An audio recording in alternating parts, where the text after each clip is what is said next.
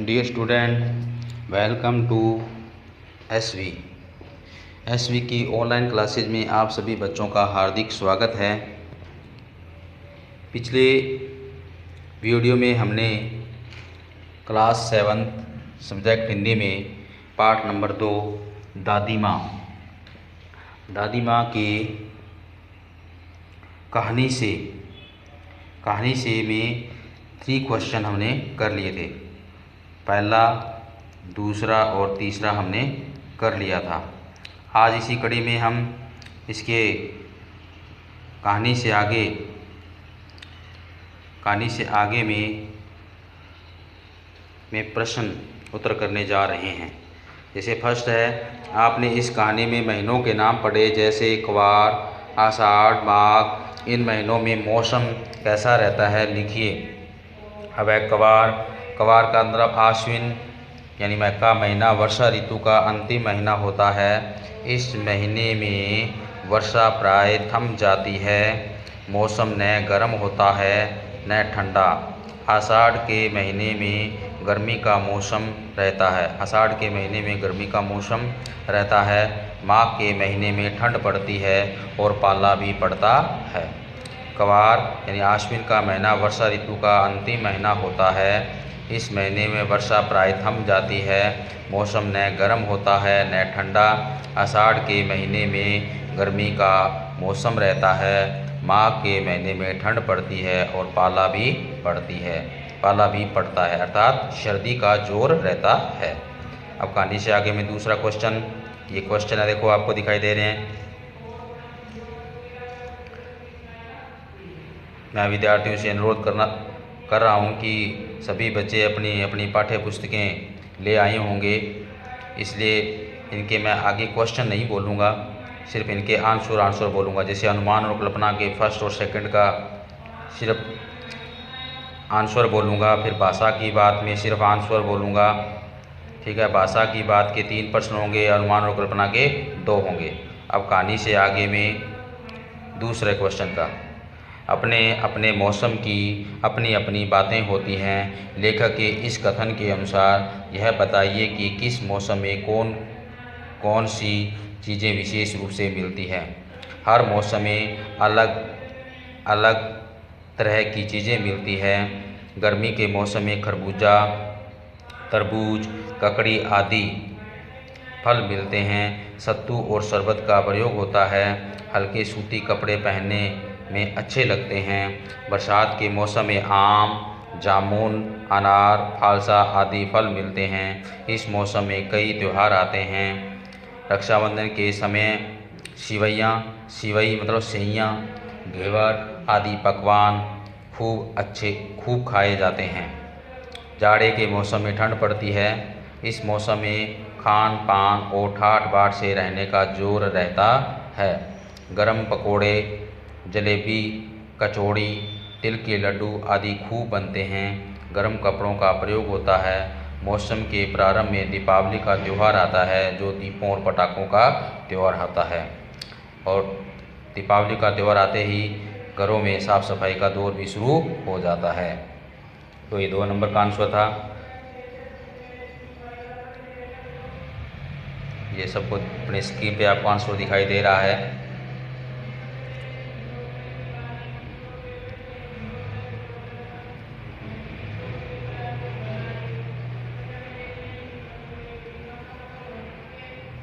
उसके बाद में यहाँ तक हो गया। अब अनुमान और कल्पना में पहले का आंसर, क्वेश्चन का आंसर बोल रहा हूँ। यानी पैसे लेने के लिए किन किन लोगों से संपर्क करना पड़ता है। गरीब तो कोई भी फंक्शन हो या किसी प्रकार की कोई सामाजिक प्रथा हो। जैसे फर्स्ट का आंसर है विवाह, मृत्युभोज, बीज, खाद, मुकदमा, बीमारी आदि के लिए लोगों को कर्ज लेना पड़ता है।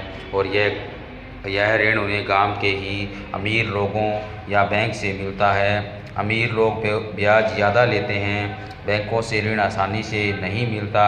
छोटे तथा निर्धन किसान ऋण चुकाते ही संसार से विदा हो जाते हैं।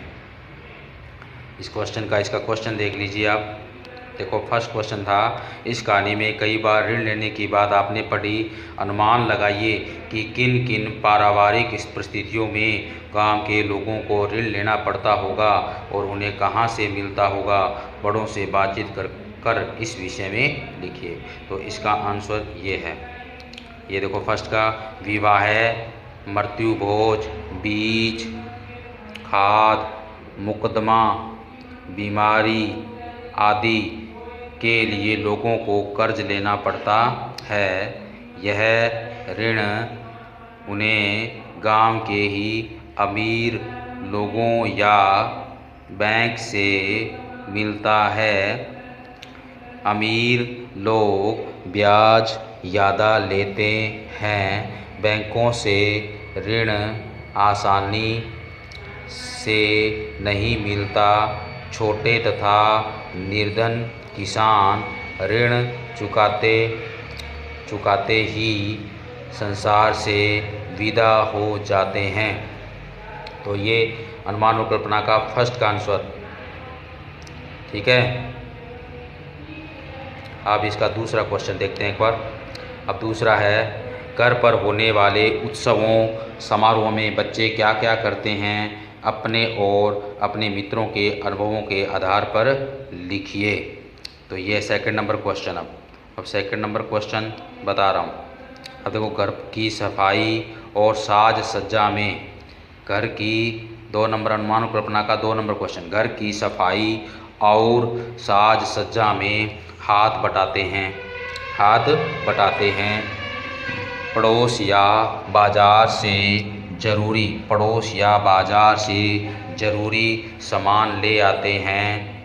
पड़ोस या बाज़ार से ज़रूरी सामान ले आते हैं। उन छोटे भाई बहनों को बहलाते और खिलाते हैं। छोटे जो भाई बहन होते हैं, परिवार में जो छोटे बच्चे होते हैं, उनको जो बड़े होते हैं, जो बड़े भैया बहन होते हैं, वो उन्हें बहलाते भी हैं और खिलाते हैं, ताकि उनकी माँ और अन्य लोग घर का काम निपटा सकें। अब जो घर की सफाई और साज सज्जा में हाथ बटाते हैं, पड़ोस या बाजार से ज़रूरी सामान ले जाते हैं, छोटे भाई बहनों को बहलाते हैं और खिलाते हैं, ताकि उनकी माँ और अन्य लोग घर का काम निपटा सकें। तो ये हो गया। अब भाषा की बात में क्वेश्चन देखो। भाषा की बात में ये क्वेश्चन दिया हुआ है, सिर्फ ये आपको ये लिखना है, समानता का बोध। क्वेश्चन यहाँ से लिखना है आपने, समानता का बोध। भाषा की बात हेडिंग डाल के, भाषा की बात रेड पेन से लिख के फिर ये डालना है क्वेश्चन 1। समानता का बोध कराने के लिए सा, सी, से का प्रयोग किया जाता है। ऐसे 5 और शब्द लिखिए और उनका वाक्य में प्रयोग कीजिए। तो इनका वाक्य में प्रयोग आपने करना है। तो इसका देखो, पहला है, आप देखो समान शब्द पहला डालना है। 5 वाक्य बनाने हमने। समान में देखो, लक्ष्मण के समान कोई भाई नहीं है। लक्ष्मण के समान कोई भाई नहीं है। सदृश्य, उसके चरण कमल के सदृश्य कोमल है।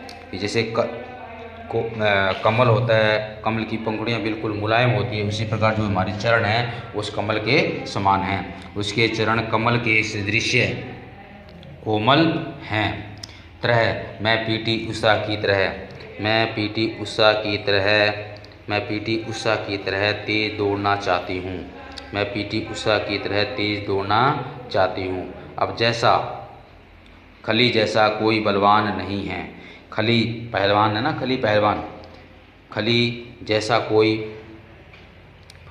कोई पहलवान नहीं है या बलवान नहीं है, कुछ भी लिख सकते हैं आप। खली जैसा कोई पहलवान नहीं है या खली जैसा कोई बलवान नहीं है।